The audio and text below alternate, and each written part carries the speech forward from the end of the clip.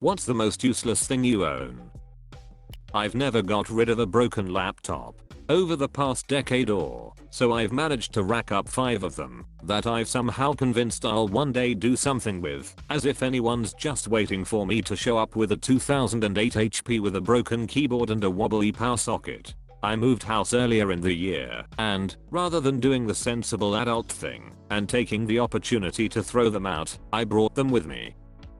I was going to say the ceramic bluebird statue that I found next to a dumpster, but then I remembered that I bought an antique brass bird cage to put said statue in.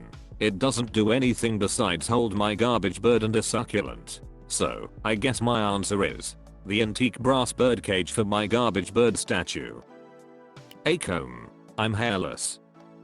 6 or 7 pillows that live on my couch. If I want to sit or lay down, the first thing I have to do is move a bunch of pillows so I can relax in comfort. Where do I put them? Do I have to put them back when I'm done? How much was spent on these comfort obstacles? Son of a. I spent a shitload of money on getting 2 separate master's degrees, so them equally.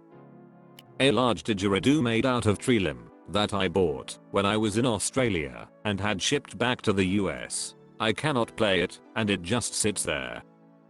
In the basement, we have 2 fake Christmas trees. One would be useful, but we have 2. In a few days I'm going to bring one upstairs and decorate it for the holiday, and the other one will sit in the storage room. I genuinely don't know why we have 2.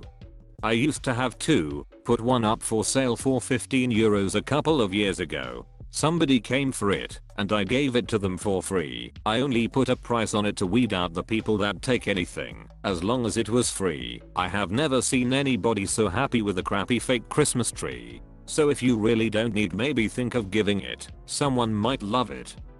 I still have my Blockbuster card.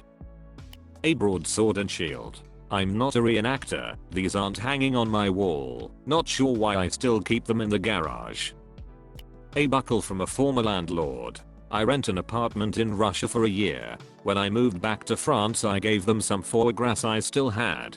He was really happy, and after searching something for a few seconds, he just took his buckle off and gave it to me, so I would remember him.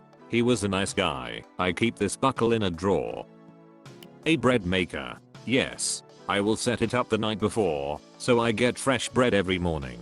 It lasted a week before I went back to making bread the way my grandma taught me. Now I've lost a few of its bits, and the only time I've touched it in 10 years was when we moved house, and it moved from the top shelf of one pantry to another.